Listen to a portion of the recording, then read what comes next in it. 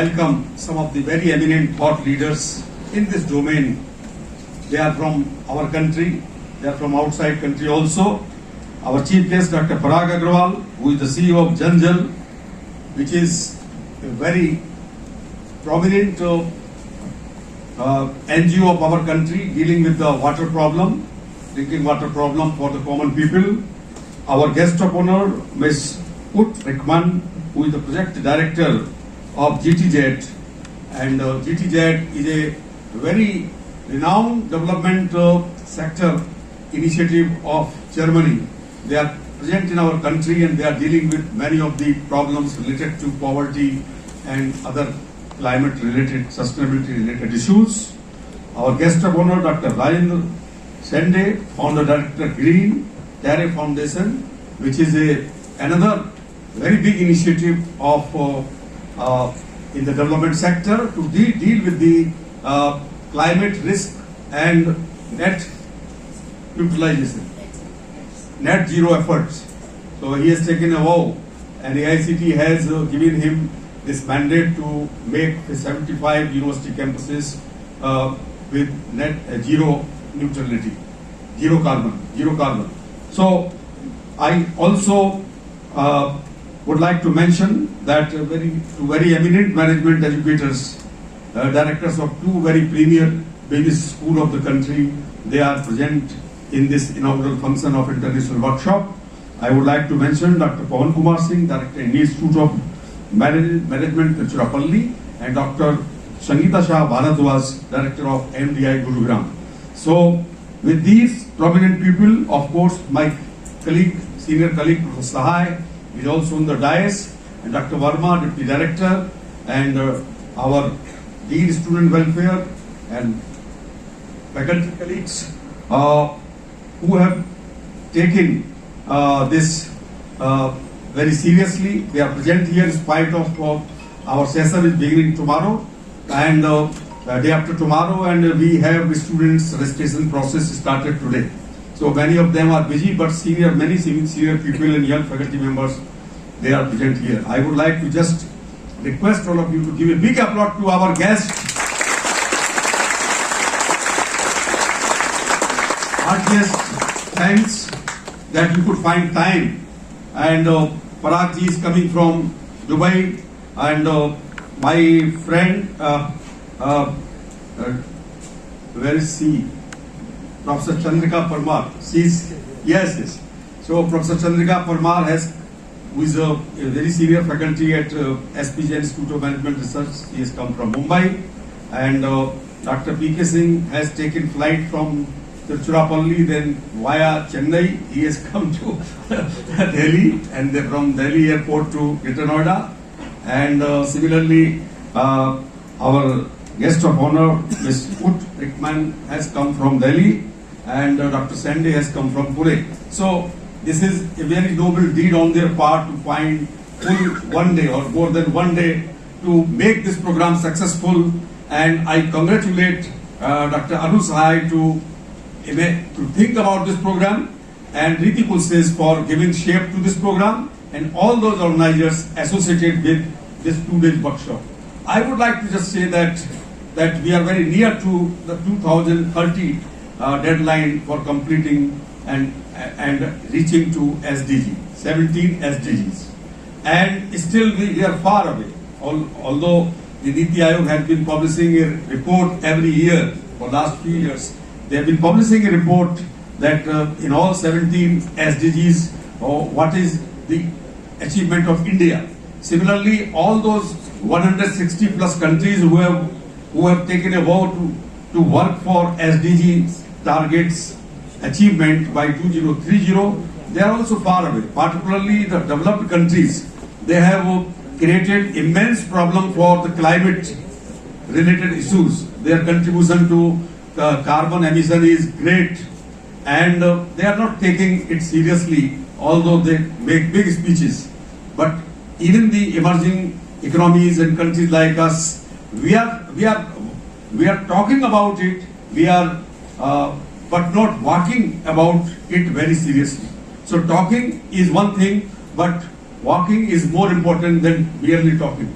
So I would like to conclude by saying that the generation who are joining the corporate sector and this year or next year, they have the big responsibilities that unless the business, government and social sector work closely in India and around the world, we cannot achieve SDG targets by 2030. We need immense mobilization at global level. So it is not merely a problem of one country. And friends, particularly young people, students, I would like to say, please try to understand that no problem of your planet can be solved by one nation without connecting with the whole world.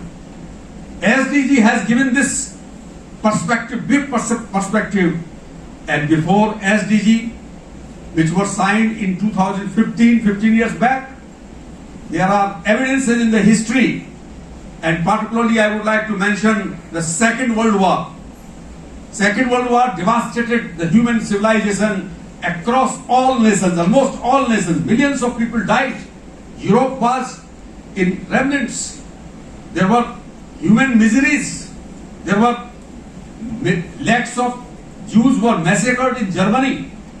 And there have been lot of destruction, economic decline, but ultimately nations of the world have found a way out. They have reached to a conclusion. They have decided that there will be United Nations, an organization which will deal with all the issues of the world. There will be International Monetary Fund, there will be World Bank. These three global institutions were formed to deal with problems like World War. And so far, because of these agencies, because of this understanding of the whole world, that if you have any problem, go to the United Nations. If you have any financial crisis, economic crisis, go to World Bank or IMF. So, because of these efforts, world has not witnessed the third world war.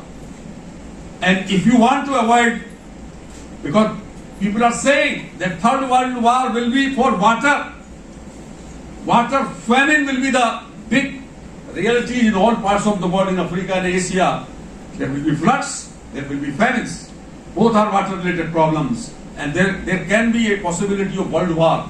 So we think that it should not happen, and the whole world should work very seriously. And I think this workshop will provide a new perspective to our students and faculty how India can fare better than other countries and contribute in the achievement of SDG 2000 by 2030. Thank you. Thank you very much, sir. Hello sir, welcome to 10 News. Sir, my first question is that what is the impact of this move on the student as you are part of this event?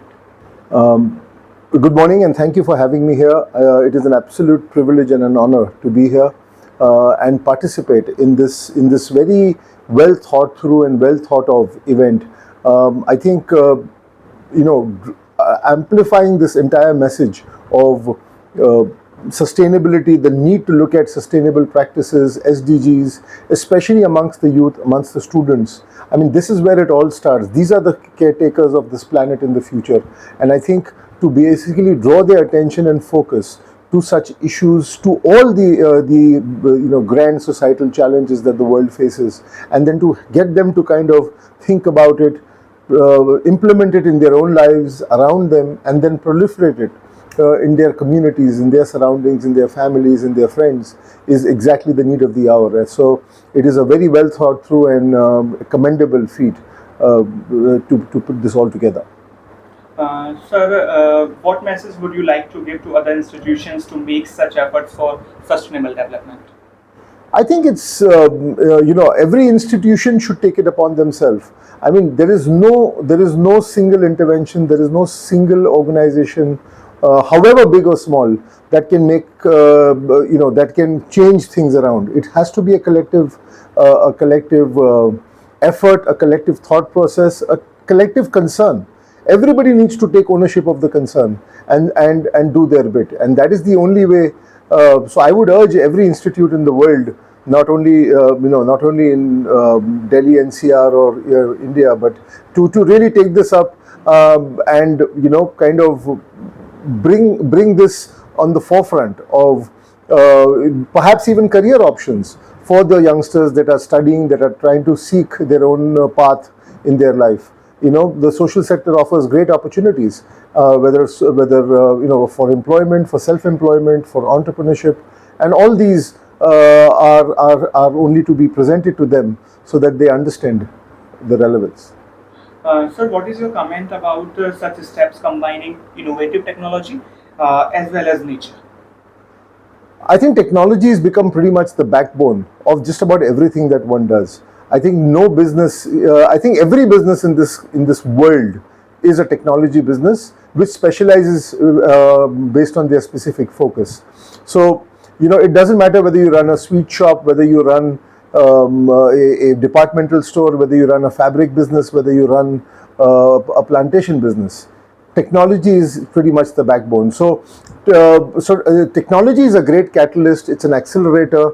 It's a driver, and it can optimize drive efficiencies and help accelerate the journey towards achieving the outcomes that somebody so intends and is working towards.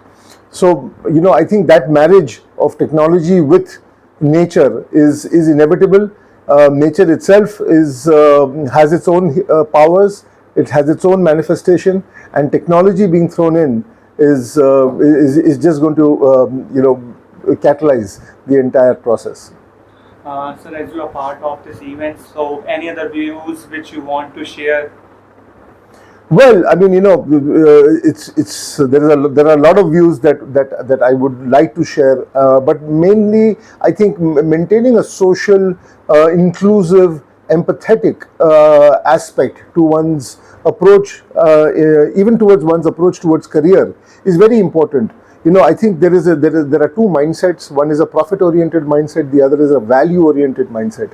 And I would like to urge, rather say here, that more and more people should be looking towards a value-oriented mindset.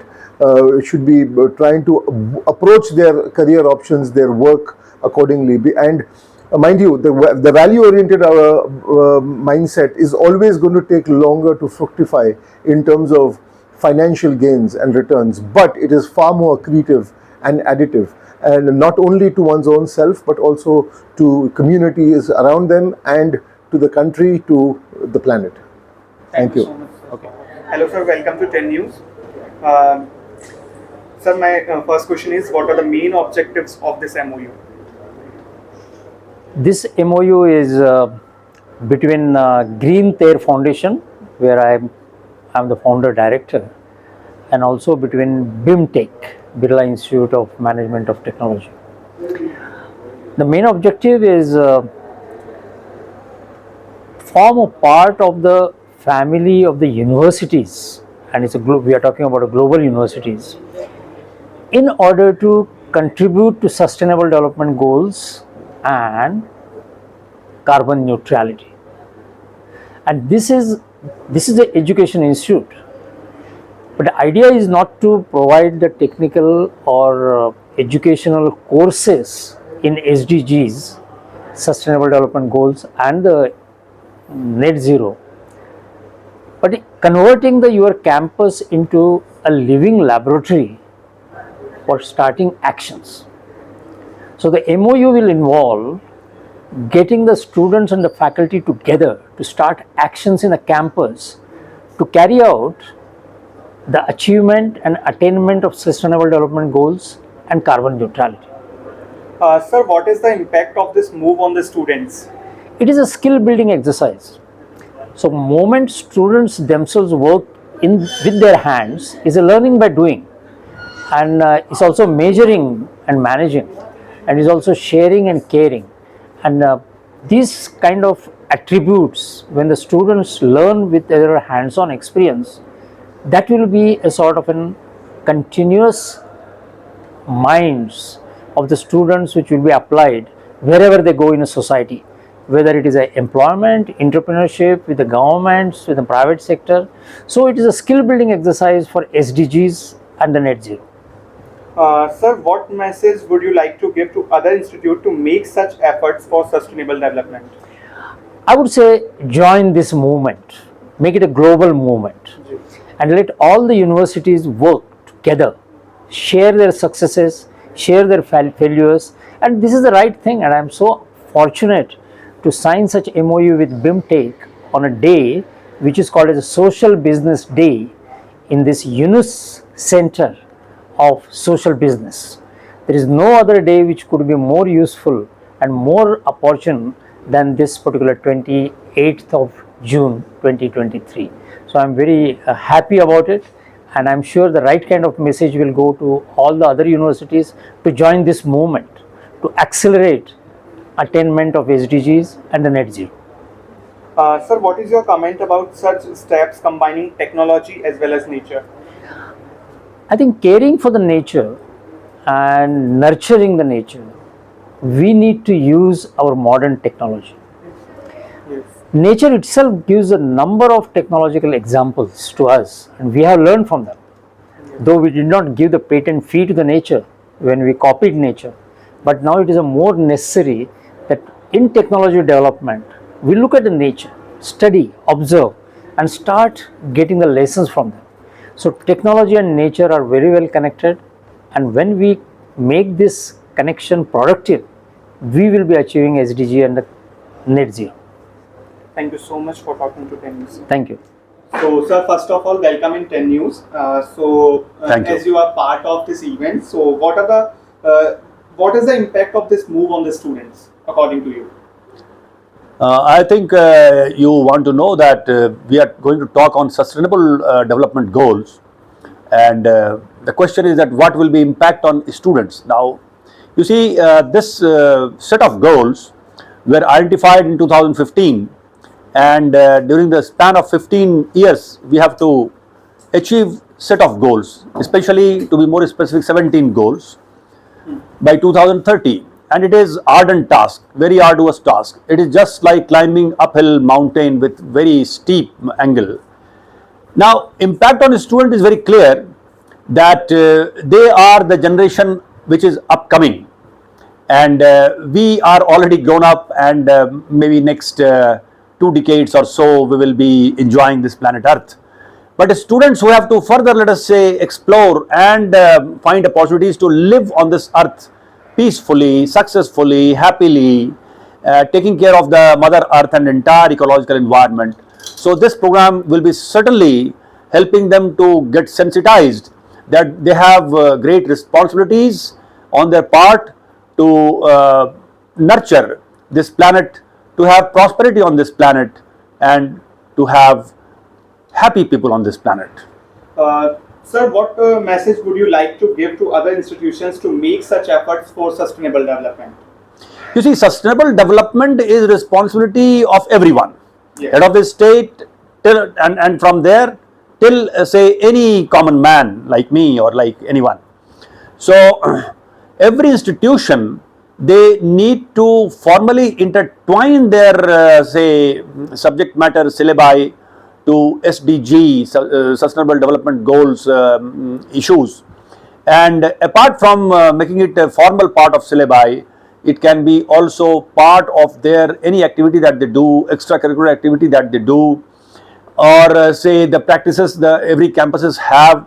So every campus, in terms of, let us say, thought, in process of deeds, in process of action, must need to put their part of ahuti, their part of effort to make SDG happen and get a, let us say, fulfilling seamless touch by 2030. Yes. Sir, what is your comment about such steps combining innovative technologies as well as the nature? You see, technology and nature, and let us not forget the side of human being. Human being is the user of technology.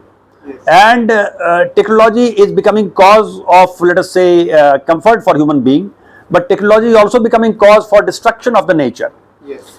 Now, technology is neutral. Human being has invented technology.